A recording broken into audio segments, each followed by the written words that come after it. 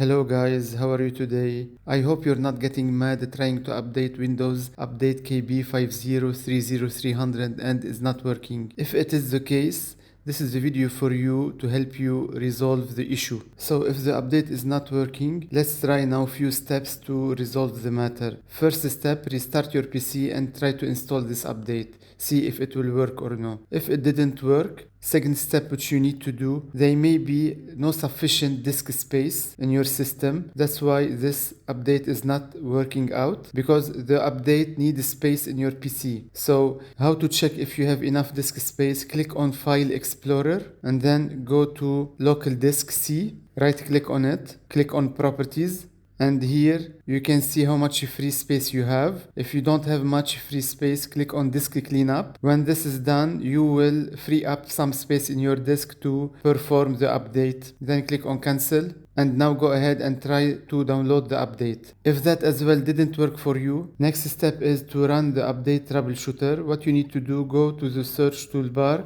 and type troubleshoot. You would see here troubleshoot settings as a best match. Click on it. When this page open, go to additional troubleshooters. Then here click on Windows Update and then click on Run the Troubleshooter. And then follow up on the steps, whatever the suggestion is, to sort out the issue. Once this is done, restart your PC and go back and install this update. If that as well didn't work for you, as a next step, make sure that there is no other pending updates. Sometimes Windows requires certain updates to be installed before others can be applied. So if you need to check for any pending updates, go to the search toolbar and type Windows Update. You would see check for updates as a best match. Click on it and here you will see the list of updates. You can also download optional updates. You can see them and you can download them as well. And then once this is done, go back and download the update KB5030300. If that also didn't work,